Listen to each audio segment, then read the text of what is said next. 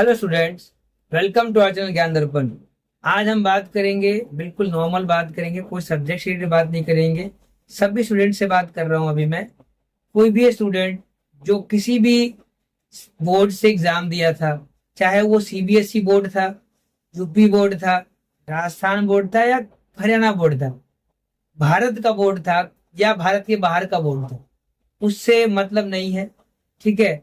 बच्चा किसी भी वजह से अगर वो नाइन्थ में एट्थ में फेल हो गया है और स्कूल जाने में दोबारा से उसको वही सेम चीज फेस करने में उसे दिक्कत आ रही है, महसूस ठीक नहीं कर रहा, अच्छा नहीं लग रहा उसको, तो वो स्टूडेंट एनआईओएस की मदद से सीधा 10th क्लास कर सकता है। तो कैसे करेगा, वो कैसे होगा, उसके लिए आप मुझे इंस्टाग्राम पे डीएम करके पूछ सकते हैं या यहाँ ही कमेंट करके आप पूछ सकते हैं।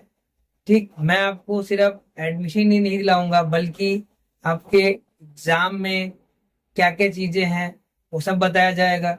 टीएमए होता है इसका, उसके बारे में जानकारी दी जाएगी आपको।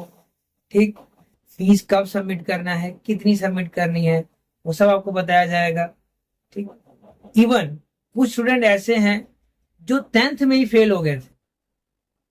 10th में फेल हो गए तो 10th में फिर आप दोबारा से सेम स्कूल जाओ, स्कूल वाले ने आपको विदाई दे दिया और आप दोबारा से सेम स्कूल में जा रहे हो, वो भी थोड़ा सा दिक्कत है। जो आपको 9th वाले भैया भैया बोल रहे थे, अब उनके साथ पढ़ना पड़ेगा आपको। तो ये सब चीजें आपको फेस नहीं करनी पड़ेगी, चाहे आप 10th में फेल हो गए हो। जानबूझ के तो कोई फेल होता नहीं, लेकिन जब फेल हो जाओ तो साथ कौन देगा? मैं हूं आपके लिए। आप 10th क्लास में फेल होने के बाद दोबारा से 10th एनआईओएस से मैं करवा सकता हूं, करवा दूंगा। ठीक है, आप भी खुद एडमिशन ले लोगे और पढ़ाई नॉर्मली है, ज्यादा भयंकर नहीं है।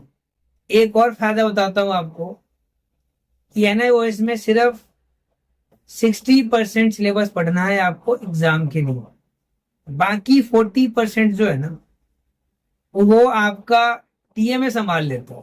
अब ये टीएमए क्या है? जब आप एडमिशन लेते हो उस समय आपका पेज प्रॉपर खोल के आता है, उसमें ही लिखा होता है TMA, tutor marks assessment assignment कह लो आप। उसके 20-20 नंबर होते हैं, वो कैसे बनाने हैं, कैसे सबमिट करने हैं, कहाँ सबमिट करने हैं, ये सब की जानकारी आपको यहीं से मिलेगी। बिल्कुल सटीक जानकारी दूंगा। अगर कहीं लगे आपको कि आपके जो क्वेश्चंस हैं उसका आंसर नहीं मिला है तो आप मुझे इंस्टाग्राम पे डीएम कर लेना, जिससे कि मैं आपको आपके सवाल का जवाब दे पाऊं। ठीक, फिर आगे चलते हैं बात। अब कोई स्टूडेंट जो 10th पास हो चुका था, सीक्वेंस से बता रहा हूं मैं आपको, जो 10th पास हो चुका है लेकिन परसेंटेज कम होने की वजह से उसको उसके पसंद की साइड नहीं मिल रही, मतलब उसको स्ट्रीम सिलेक्शन में दिक्कत आ रही है। दिक्कत क्या, उसको तो साइंस लेना है सपोज कीजिए, और वो साइंस नहीं ले पा रहा है क्योंकि कुछ स्कूल की डिमांड है ना कि 80% से अगर कम है तो नहीं देंगे, 90 से कम है तो नहीं देंगे जी, हम 85 वाले को कंसिडर करते हैं। ठीक है, सबका अपना अपने स्कूल का नियम है। यहाँ ऐसा नहीं है। यहाँ आप 10th पास हो चुके हो ना, तो आपको 11th में जो भी साइड चाहिए, एक्चुअली हम तो 11th कराएंगे ही नहीं, सीधा 12th कराएंगे आपको, सिलेबस 11th का भी रखेंगे। मतलब 10th आप पास हो चुके हो तो आपको आपका पसंद का साइट दिला देंगे, स्ट्रीम दिला देंगे। किसी को कॉमर्स नहीं मिल, कॉमर्स मिल जाएगा। सिलेबस आपका 11th 12th दोनों का होगा, लेकिन आपको आपकी पसंद की साइट मिल गई, ये आपके लिए फायदा रहा। और डिग्री सर्टिफिकेट जो आपको मिलेगा इसकी वैल्यू हर जगह है, चाहे वो 10th क्लास का सर्टिफिकेट हो, चाहे वो 12th का हो। कहीं कोई मना नहीं करेगा, किसी जॉब में अप्लाई करोगे वहां भी वैल्यूएबल है, किसी स्कूल में अप्लाई करोगे वहां भी इसका एप्लीकेबल है, इसको मान्यता प्राप्त है। एनडीए वगैरह करना चाहते हैं आप, वहां भी इसकी मान्यता है।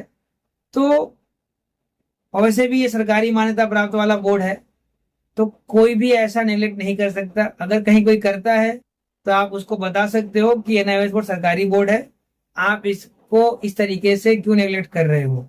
फिर भी अगर करता है तो आप एक बार मुझे कॉल कर देना, मतलब यूट्यूब पे ही आप कमेंट कर देना, आपको बता दूंगा कि उसका क्या करना है, वो ऐसे व्यक्तियों का क्या इलाज है इनको।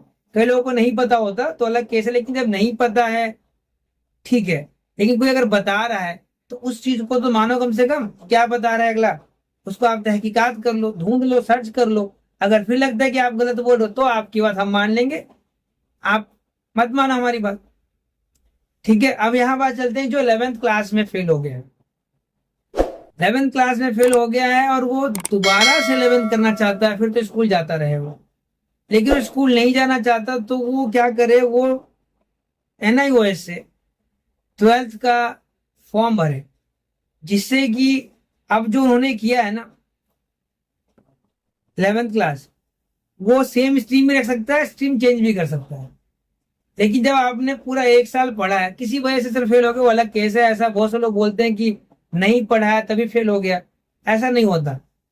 कई बार ऐसा होता है कि आप पढ़े होते हो बट वो नहीं पढ़े होते जो एग्जाम में आया है, इस वजह से आप रह गए, लेकिन आप पढ़ाई किए थे। तो 12th में जब आप उसी सेम स्ट्रीम से पढ़ाई करोगे तो एक फायदा रहेगा कि आपने आधा तो पहले ही पढ़ रखा है, क्योंकि सिलेबस ना मोस्ट ऑफ सेम होता है। ठीक, चैप्टर्स आगे पीछे होते हैं, तो आप ध्यान से सेलेक्ट करके फिर आप पढ़ोगे ना तो आपको दिक्कत नहीं आएगी, और फिर आपका 1 साल भी बच गया। जब आपके स्कूल के दोस्त जो 12th क्लास के एग्जाम देंगे नेक्स्ट ईयर, आप भी नेक्स्ट ईयर 12th के एग्जाम दे रहे होगे, और फिर भी इतना बताने के बाद किसी को कहीं कोई डाउट आता है, कहीं कोई दिक्कत है, तो वो बिना हिचकिचाहट के इंस्टाग्राम पे आप डीएम कर लेना। मैं हर दिन 1 से 2 बार जरूर देखता हूँ उसका डीएम में कुछ आया है, और जिस स्टूडेंट का कुछ भी आता है मैं उसको प्रॉपर पर्सनल जाके उसको डीएम में रिप्लाई करता हूँ। ठीक, आपको भी ये कोई दिक्कत है तो आप मुझसे पूछ सकते हैं, जो बताऊंगा आपको वो सटीक बताऊंगा। नहीं पता है अगर आपको तो ऐसे नहीं, गुमराह नहीं करने वाला, ठीक है, क्योंकि गलत बताने से आपका पैसा भी खराब हो जाएगा, समय भी खराब हो जाएगा। ठीक है, तो ऐसा नहीं करना। ठीक, कहीं भी कोई डाउट हो तो आप डायरेक्ट पूछ सकते हो, आपको जरूर मैं आपको आपके प्रश्नों का उत्तर जरूर दूंगा।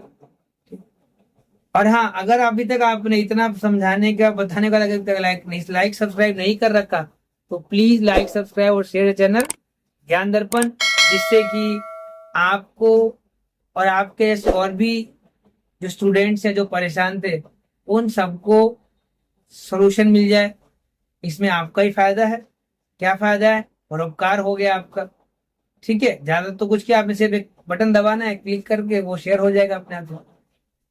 ठीक है, तो ऑल द बेस्ट, टेंशन नहीं लेना आपको।